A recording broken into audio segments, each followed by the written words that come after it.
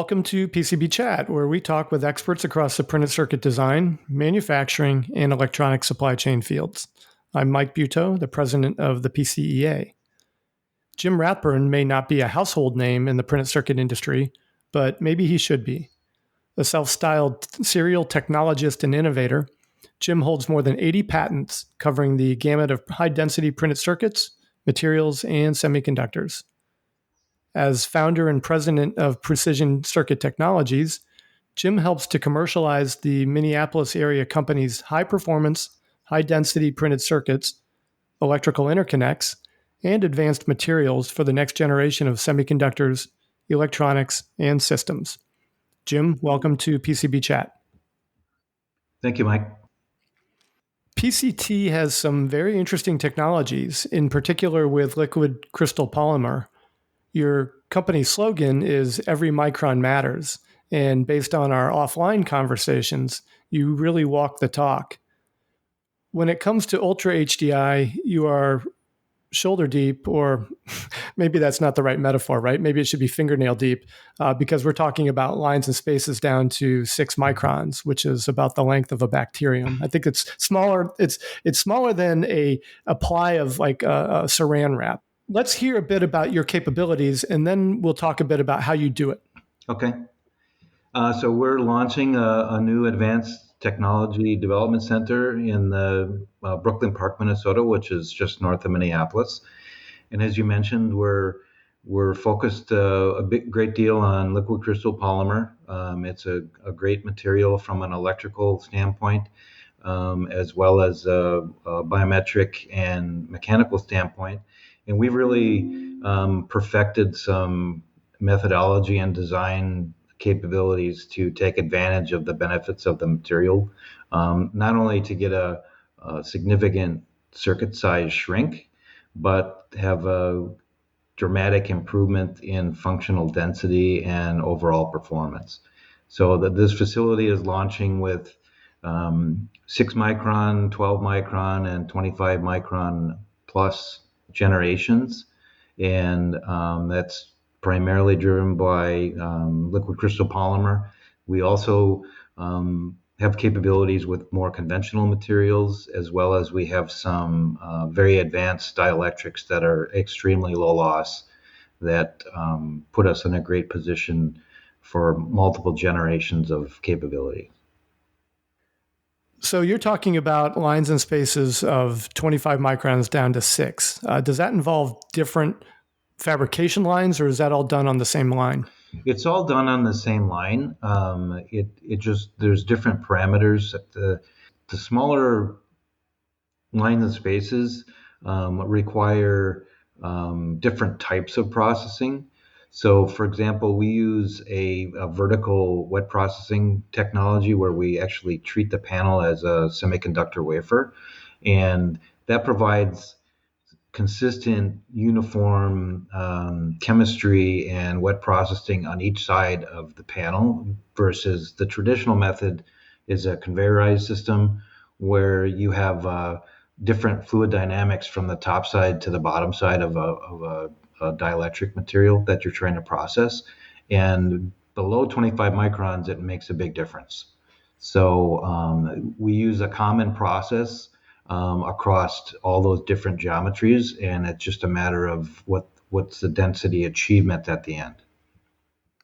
So certainly in conventional printed circuit board fabrication processing, like the wet processing, you'll see horizontal and vertical plating. I'm talking about not so much the plating. Plating is very commonly vertical, but for developing, etching, and resist processing, horizontal is the norm in the circuit board industry, especially in the flexible world, which most of the LCP material has unique handling requirements because it is a flexible material when you start out.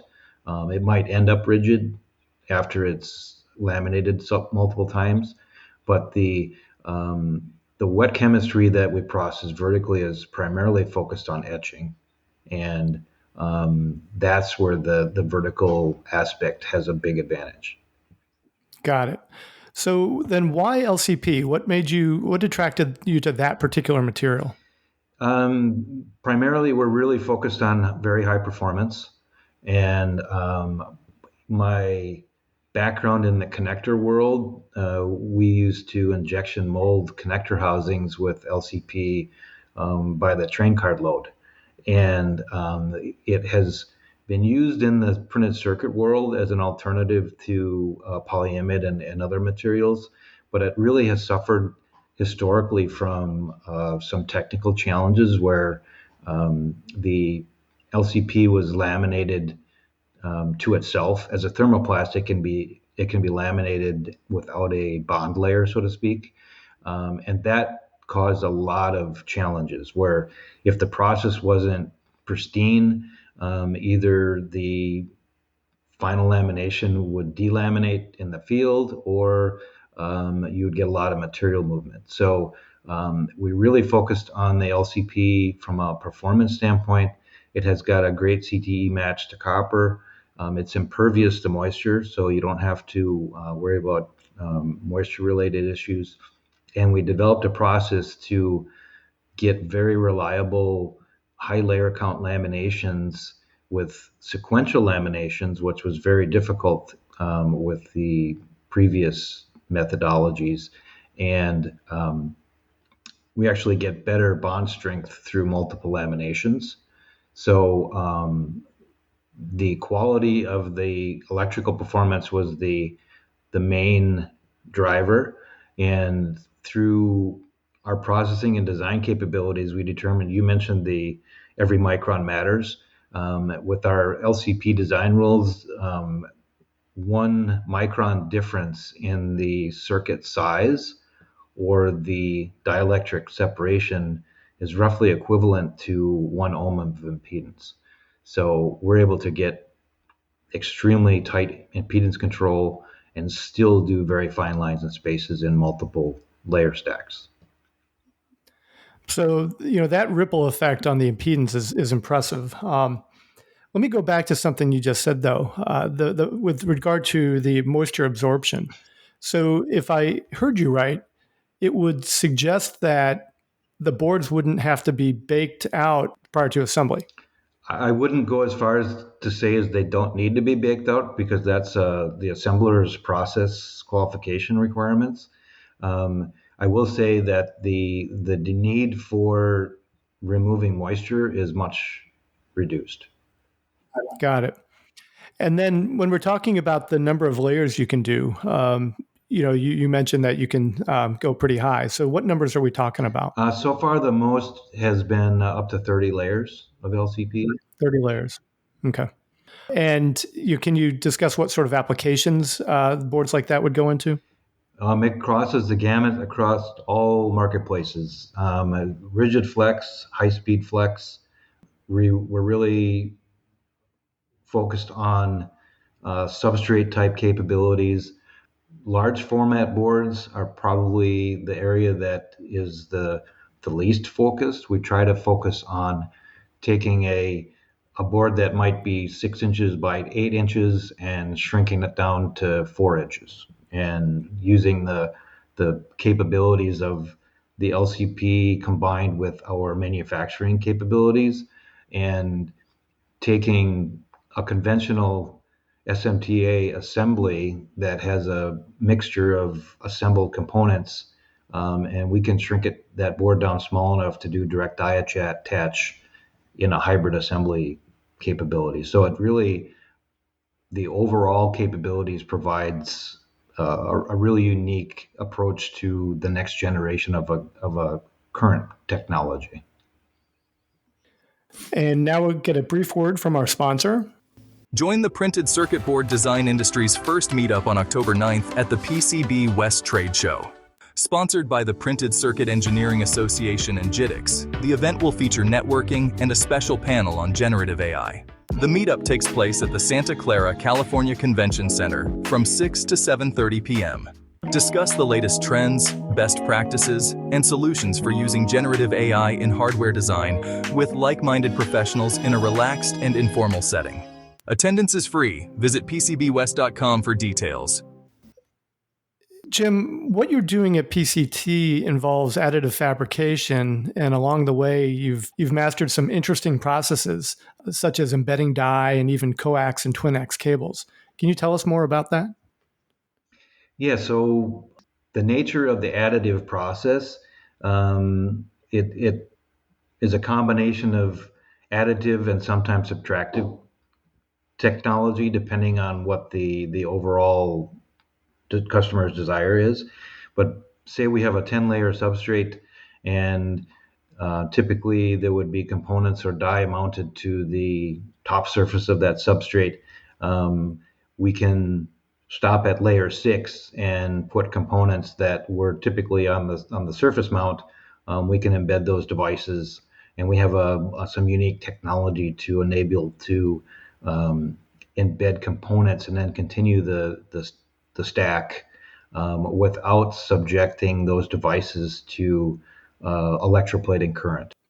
That's a big aspect. That there are companies that have attempted to embed components, and the typical approach is to try to electroplate the terminals into that circuit stack, and you're subjecting those die to electroplating currents as well as chemistry. So we worked out a way to do that embedding without theoretically damaging the die. And you are attaching directly to the die, or are you attaching to a package? Either one. And so, what type of technology are you using for that connection? Can you talk about that? It's a little bit more complicated than a sentence answer, but we've I'll take one step back and describe our manufacturing process for the die level interfaces. We actually can eliminate the solder mask on a normal substrate. So rather than having a via in pad type situation with a normal construction where you have to try and align solder mask, we actually grow solid copper pillars off of the internal capture pads. And so the via is the pad, and we can create die level interfaces at the die level pitch. So mounting those devices to a copper pillar or a metal defined pad, either on the surface or internal to the package, provides some unique opportunity to get down to those fine geometries that you can't do with a normal fabrication process. So that really sounds pretty interesting. I mean, is that something that you've published, or are there images of that on your website? Or is there some place that we can go to actually see what that looks like? There may be some on the website. We tend to disclose enough to drive interest, and then have a deep technical discussion where it's appropriate. With those tighter spacings, I'm guessing that the IC packages and that package to board interface, you're going to have a very short distance there, and it would probably reduce the inductance and resistance, correct? Yeah, it has just being able to shrink setting aside even the high performance capabilities of the LCP, just the physical size reduction of the interconnects has a huge benefit in resistance, in primarily in loss. I mean, the loss per inch is kind of like the magic question, and if you can reduce the overall length of an interconnect through the system, it has a huge impact. And then when you add to it the ability to tightly control the impedance, even if there's, we've seen some designs where there's 3 different impedances on one layer, and trying to accommodate that in a conventional print and etch or even additive process is very difficult. And our process is naturally tuned to be able to take advantage of those type of situations. I'm guessing that the LCP substrate thickness itself can be adjusted, that it isn't just coming in a single ply the way we'd see with traditional rigid or even, flex boards. Actually, the commercial LCP comes in 25 micron increments, so to speak. I believe from 25 is the thinnest that's available commercially.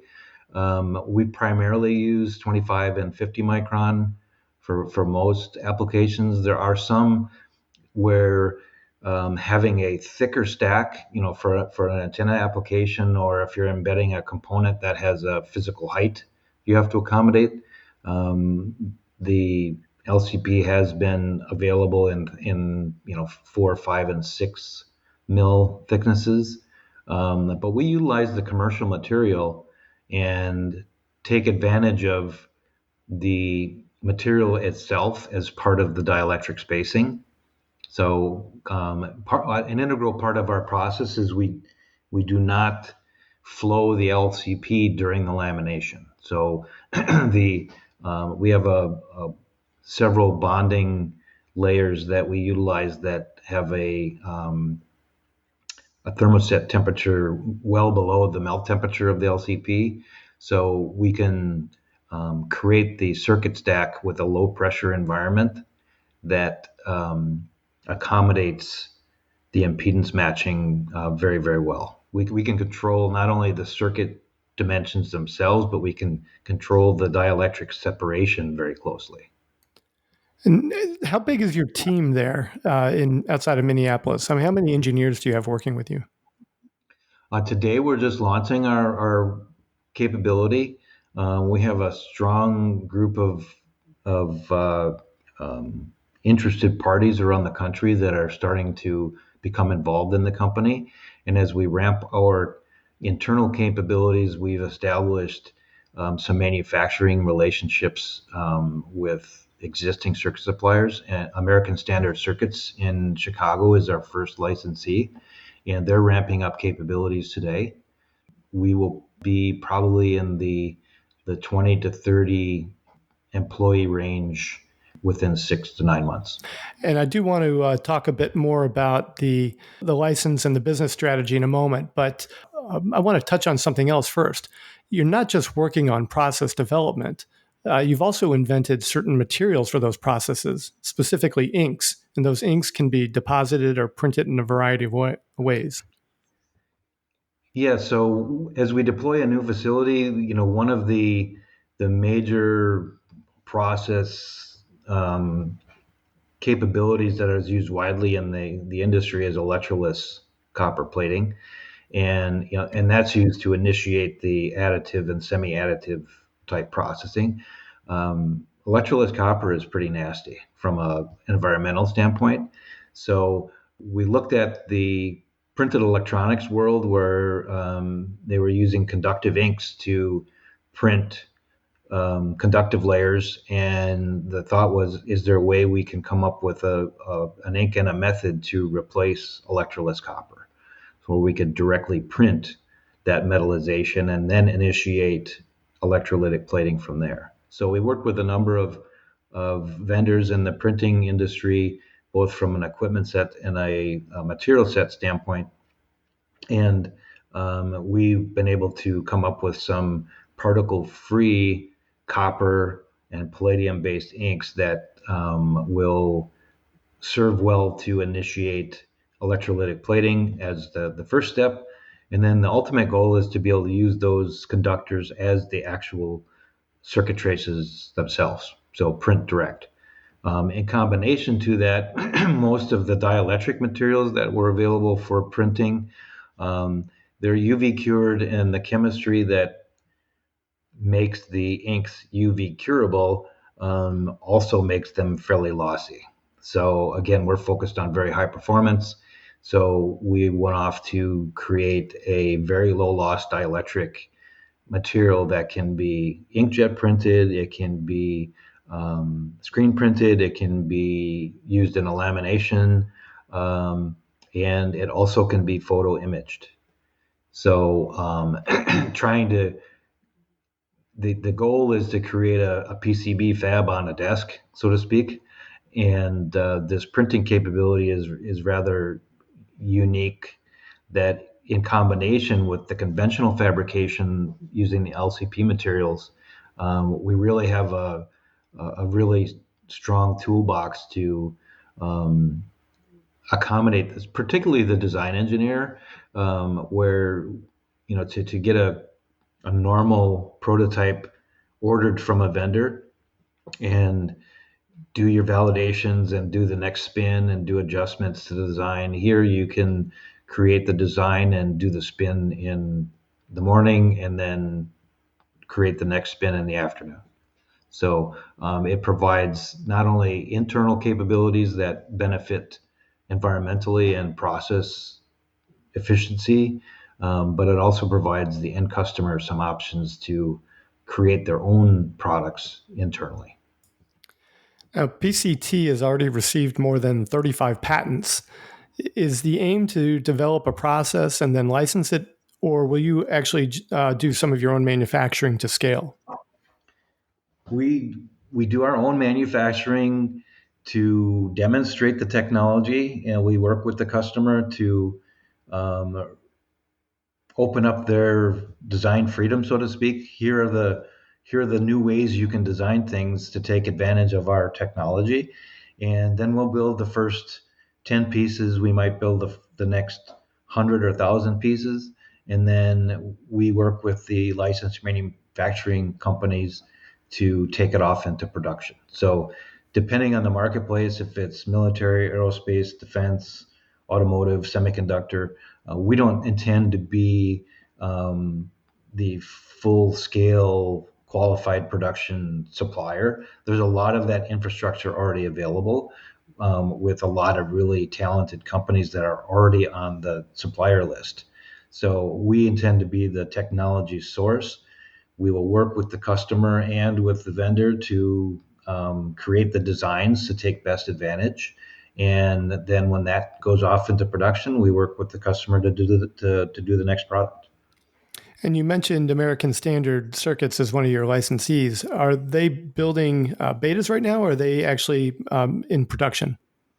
They are doing qualification products right now to validate the process and get qualification reliability test results. So my estimation is that they will be able to accept production either by the end of the year or early next year. And you have reportedly mastered a fabrication process that achieves zero discharge manufacturing. Now, in journalism, this is called burying the lead, right? Because this is not a small deal. Tell us more about that. So we're very fortunate to work with some really talented people, particularly in the U.S. For wet processing and the three-dimensional printed capabilities I mentioned. Just using electroless copper as an example, if we can inkjet print a particle-free copper ink that resembles the bulk conductivity and the platability of electroless copper, um, that is a zero discharge environment. There's actually zero waste treatment. It's a direct print. There may be some etching involved, but it's a huge reduction in the environmental impact.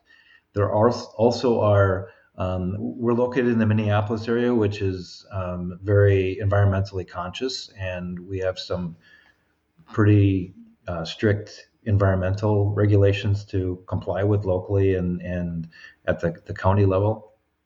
And um, utilizing some of the new zero discharge treatment methods to concentrate the waste, so to speak, in such a way that it doesn't need to go down the drain and it can be handled um, in a batch process with a third party, has a huge impact on our overall operational, not only the cost and the expense of the waste treatment systems themselves, but the operational use of water and chemistry.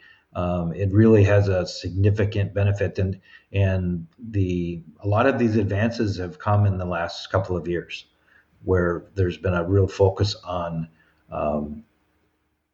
the other big aspect that we focus on small panels. So our panel size is typically 12 inch by 12 inch. So we don't need 1,000-gallon tank to process a 12-inch layer of LCP. So we can size the equipment sets appropriate to that. And when you're trying to hold 6 micron or 10 micron lines and spaces across a 12-inch panel, we can maintain 1 micron capability across that whole panel. And part of that is because we're using small quantities of precise chemistries that are in a batch process, and the overall usage of chemistry and energy is dramatically reduced. Can you tell us who you worked with on those chemistries? Someday I can. Okay, fair enough. Now, PCT is part of a larger entity, correct? Well, the parent company is called LCP Medical Technologies, and the PCT is an operating unit that is focused on the electronics world at large.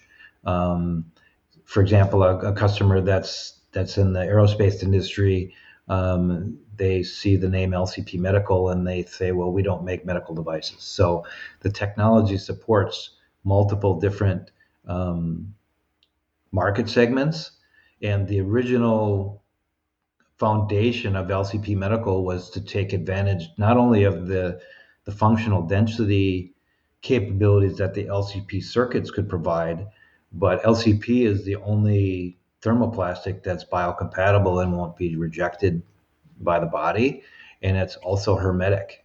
So there's a huge opportunity for medical device enhancements that just by their nature, they come in contact with fluids. They could be implantable. They have the need for precision measurement and accuracy of results. That having, even if the frequencies aren't really high, just having a very precise circuit that can give you much more accurate measurement and evaluation results has a big impact in the medical world.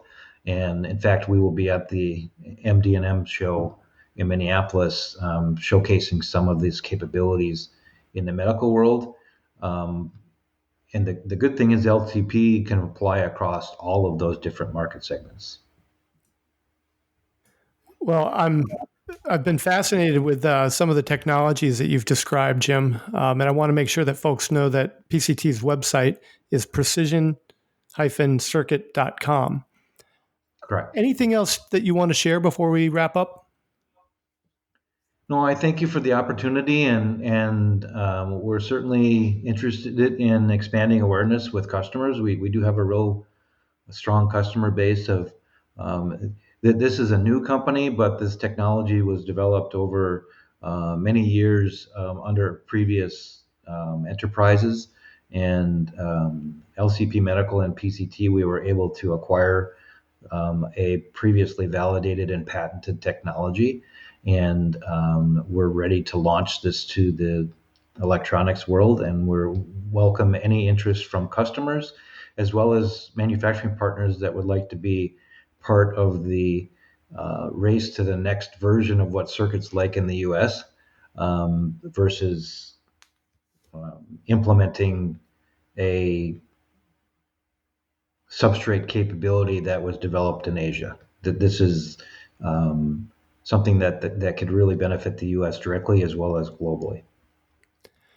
Thank you, Jim, for coming on to PCB Chat and explaining more about what Precision Circuit Technologies is doing. Listeners, if you haven't heard of Jim before, remember that name, Jim Rathburn. Our guest today, Jim, I want to thank you for sitting with us and telling a little bit about your story. And for everyone else, I hope you have a